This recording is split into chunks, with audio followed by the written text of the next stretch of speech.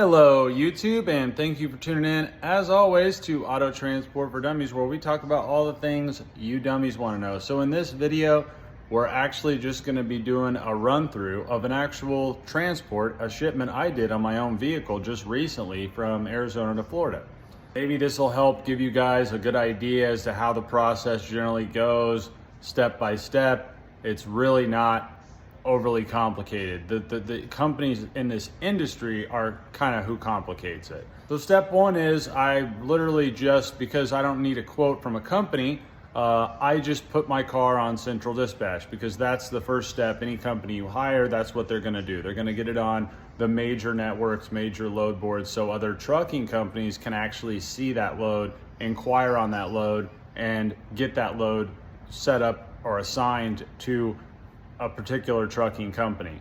So I put it out there and I wanted it loaded around middle of the month, whatever month I was moving. Let's see, what was that, like September? I think they picked it up right around like a few days before I was planning on departing. It's like the Arizona to Florida is probably about a 4 to 7 day transport. So if a carrier picks it up, say 3 days prior, that's fine, because I know I'm going to be there on the fourth day. The car's not going to be there in 3 days. It's going to be 4 days at least. So that's one part of the process you got to make sure you figure out, is that make sure you're going to have a way to have that car delivered on the delivery side once it gets there. A lot of people, they don't know how to set up their dates, because they might be trying to hold the car all the way up until the last day they fly out, or they might not be on the delivery side potentially when the truck arrives. So that's one thing you got to figure out with your transport on your dates. Okay, you're always going to need 2 to 3 days of open availability to have enough flexibility there, so a truck or so a company can get that transport arranged for you. And then after that, you got to make sure that whenever it's loaded, you know, there's enough that you're going to be there on the delivery side when that car is anticipated to arrive. And that's just different depending on the route and the transport you're doing. But the best piece of advice as far as dates go is just don't ever try to schedule exact days. Don't plan everything around one particular day. You always have to have flexibility in this industry. It's just not built for precision with times and dates. It's just not. So you've got to have a couple days of leeway on either end of the transport. Make sure you're going to be there when that truck is anticipated to arrive on the delivery side, because once they arrive, there's no holding the car. They have to be able to drop the car. As far as money goes, I mean, people think, like, you know, people are always confused about the quotes and prices and all this. Well, even with myself, me shipping my own car, and we ship hundreds a month, I can't guarantee a rate for myself. The way it works is I had to put that load out on Central at a particular price that I thought would actually get interest from carriers. I think it ended up moving right around 1,100, okay? I tried to move it a little cheaper initially, but didn't really get any good options. So I had to bump the rate up to 11. And I think it moved maybe a little over 11. Again, that's just one of those things people really struggle with, is like, hey, what's the price on the front end? Well, I can't tell myself a price on the front end. I got to look at the loads, look at the route, see what loads are moving on whatever route I'm trying to move something, and then kind of guesstimate where that needs to be to get moved, where that needs to be to get inquiries. It's honestly kind of like, you know, putting a car on Craigslist or Facebook Marketplace. Well, if you put the price too high, nobody's going to contact you, right?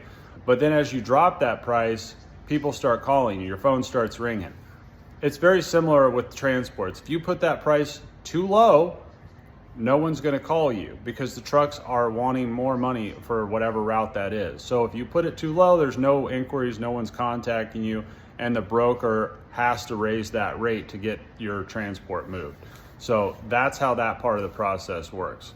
Now I'm going to show you some live footage of when I believe it was UZ Auto picked up my truck, my 4Runner, and had a little back and forth with the driver. He'd been doing it quite a while. He was into it. He has a YouTube channel as well. I'll try to tag it somewhere in this clip. But yeah, it was a good discussion. So here you go.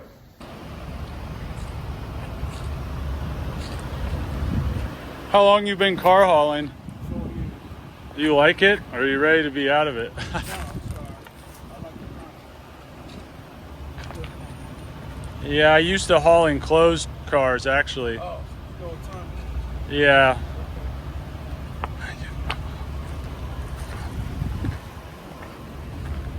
So hard work on the clothes. Is it what? So harder work on the clothes or this? You just have to be a lot more careful, I guess, but you kind of got to be careful with this setup too, so it's not really much different, I guess. Dealing with a lot more expensive cars, of course. Oh, yeah. It's not necessarily a good thing though, because those people tend to be kind of like psychotic. I would be too, but you spent almost $500,000 for a car. Yeah, that's just crazy. Yeah, I shipped one car that was actually like 1.5 million once. Some crazy Ford GT, Oh, yeah. like one of the first ones made. Hopefully there's nothing there. I had another 4Runner. I had to replace this stupid thing, but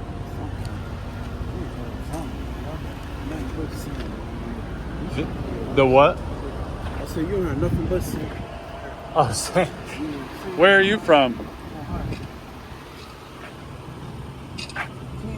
I don't know if I've ever. I think I've been through there once. Been through Ohio once.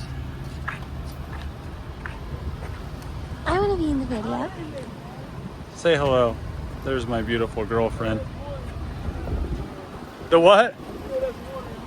Well, it's all clothes in the bags. Like you have about 5 bodies back here. I'll give you some extra cash. Don't worry about it. I tried to keep it all nice and tidy for you. But no, it's all those bags are clothes, so it's probably pretty close to 100. It's because, you know, clothes, it's hard to move a lot of clothes to the airline. They'll charge you a lot, but we're just going to ship a lot of the stuff. This is just something that'll be there quicker than other stuff. I might have to put your car on top. Might have to do what? I might have to put this on top. Oh, on the top? I'm gonna see when I pull up on that roof. Watch to make sure I can guide you. Yeah, that's Yeah. cool. Yeah, it's probably about, I've measured it out. It's about 77. Only thing I'm concerned about is that first hump. The second one, that's easy because it's lower down. It's just that first hump. But I'm gonna try that. I'll watch it if you want. Oh, good. I can't guide you I guess he's worried about the height a little bit.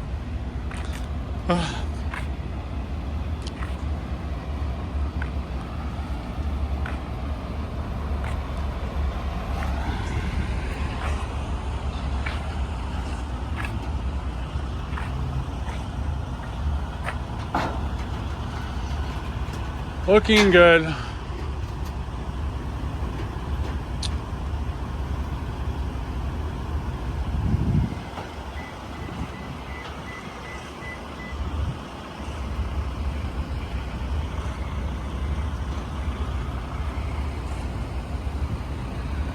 Pretty nice trailer.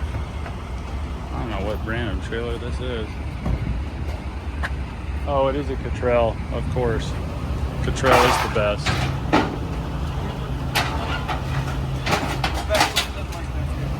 The what? Oh, you're good. Yeah, you got plenty of room. Yeah, you're good. You got plenty of room. Yeah, that really wasn't even close.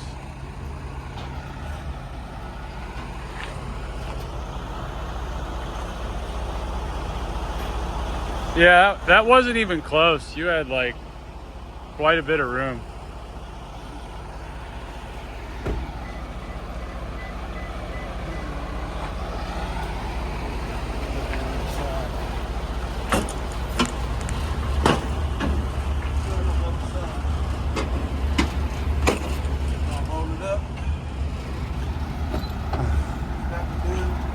Have you been with UZ the whole time? Yeah. You've used them a lot, quite a few times. Never had a problem with them. There's so many. They what? You're not gonna have one today. No, I could. The rest of these, man. We've never. The equipment and company is like the biggest thing. Some of these people pull up with horrible garbage equipment. No, this company they take care of this stuff. Because that's kind of at least in my opinion. I mean, if the company has good equipment, then they're not going to put a shitty person driving it. No, it's too expensive. Yeah, right. So how long you been driving for? Oh, I don't drive now. I drove for like 3 or 4 years. And then I just started this company called Air Ride. Okay. And so that's the company that brokered this car out. But it's really just an internal vehicle. But no, we're trying to, I mean, if you're in this industry, you probably know how chaotic it is. Yeah. All the customer and crazy broker stuff that they try to pull, like trying to not pay trucks and all kinds of stuff like that. So they do that. That's kind of the motivation to get into it, because so many of the brokers are just so shitty. Don't want to pay shit.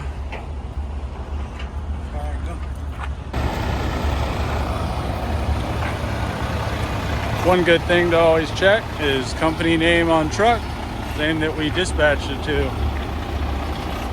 This is a Western Star.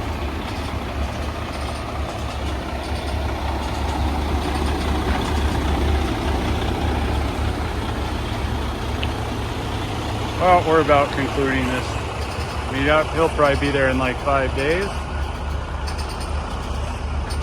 We will meet him out there on Monday. Put an air tag in the cars? Yeah, air tag. Well, the problem with that we've had with air tags is a lot of times they only update here and there.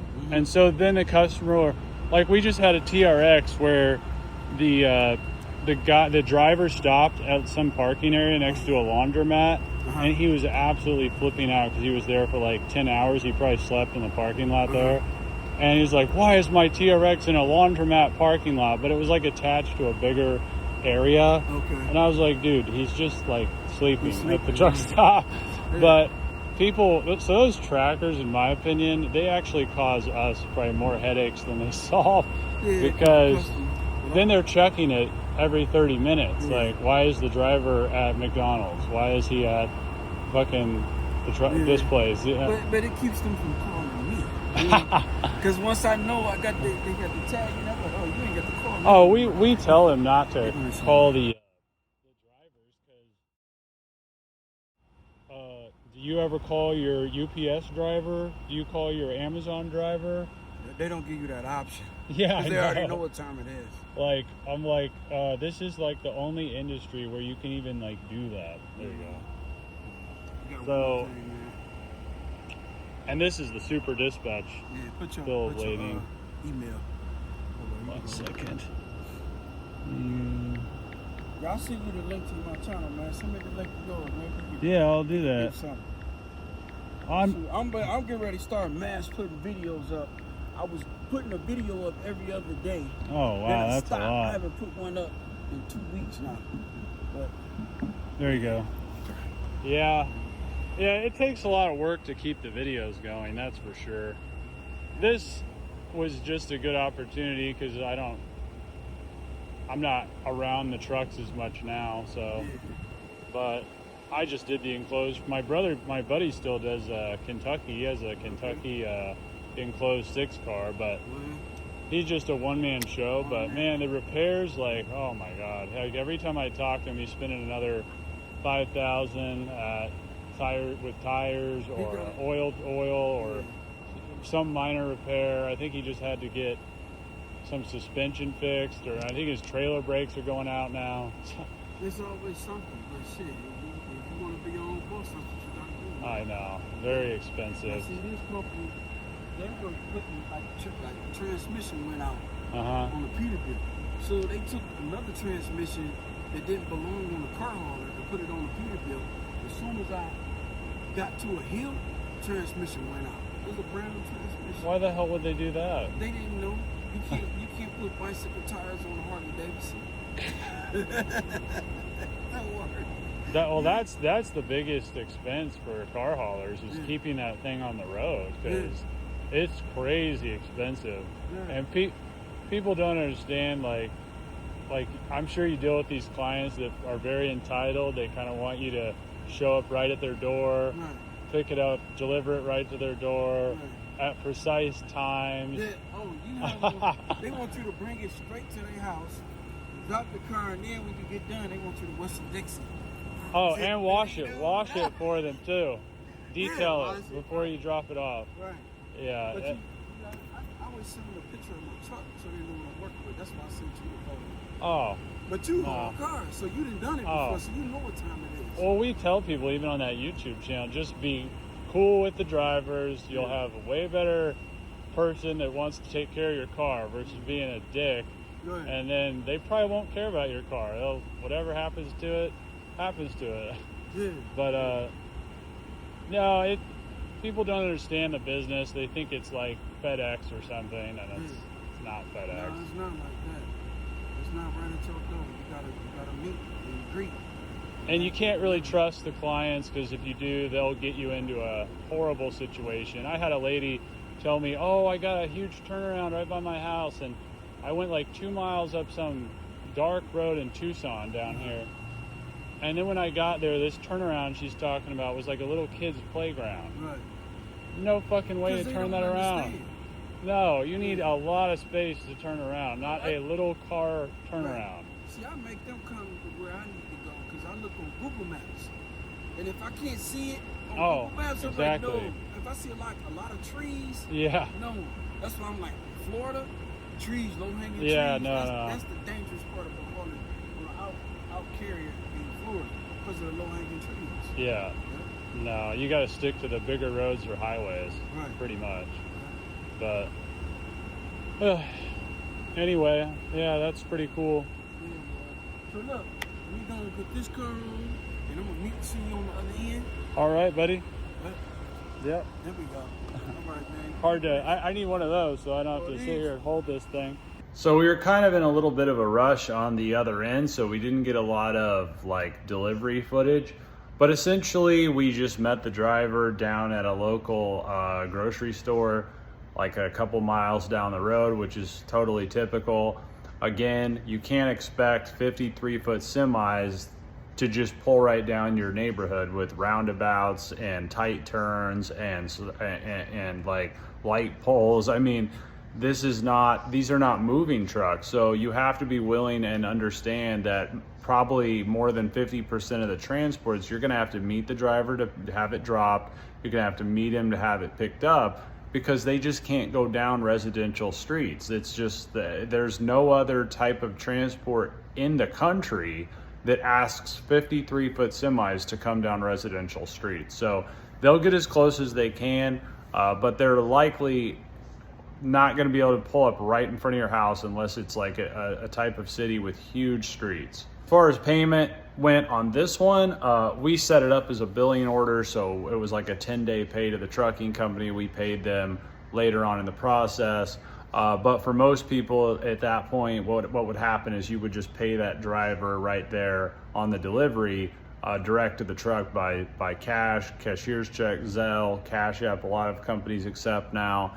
And that's it. And that's pretty much the process in a nutshell. And also on delivery, you want to, sort of take a close look at your vehicle, make sure it arrived in the same condition as it was picked up in.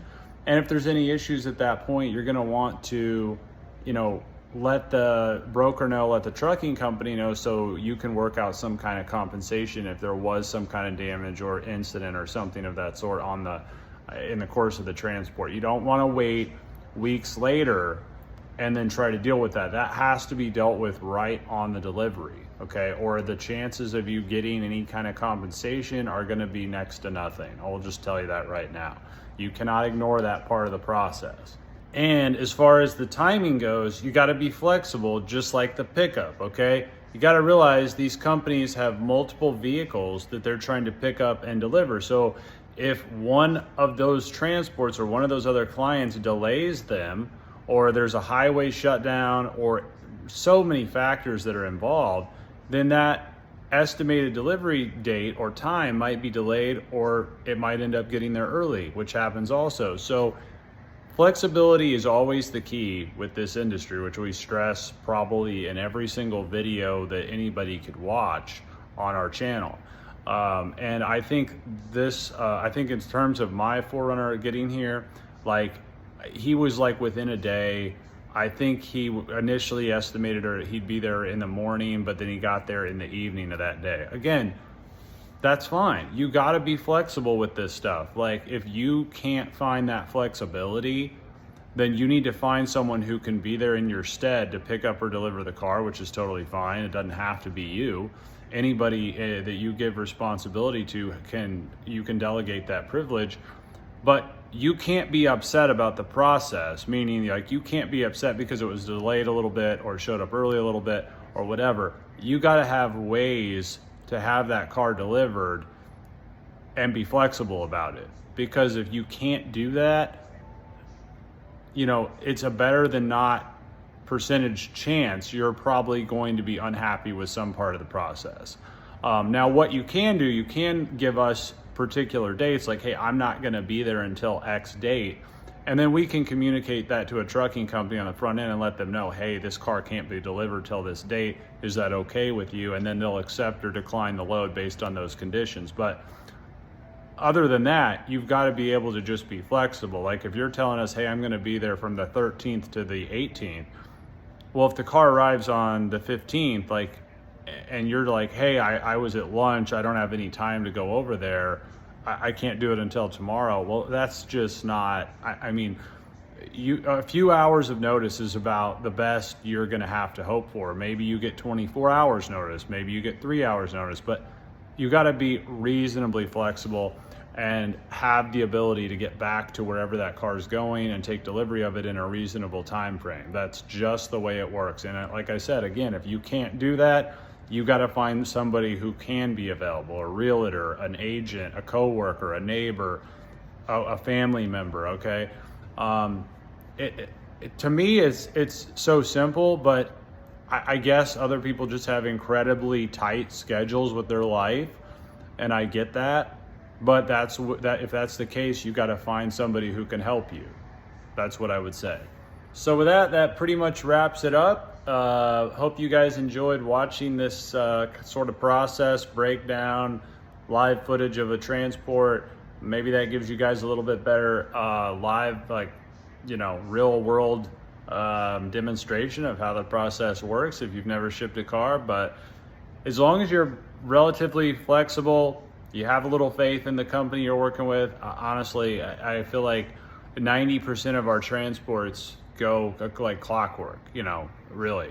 The people that call us repeatedly, that have difficulties, that are just struggling, that are upset, it's pretty much always the same thing. They can't like figure out how to be flexible. They think the car is going to arrive on an exact time, or they're just overly budget like rigid, like you know, they don't understand the process that, like, hey, we quoted 1,500, but we're not getting, there's no trucks interested, we had to bump it to 1,550, and they're like, no, the quoted rate is what I want to pay. And we're like, okay, well, we haven't had any interest. And so they just keep waiting.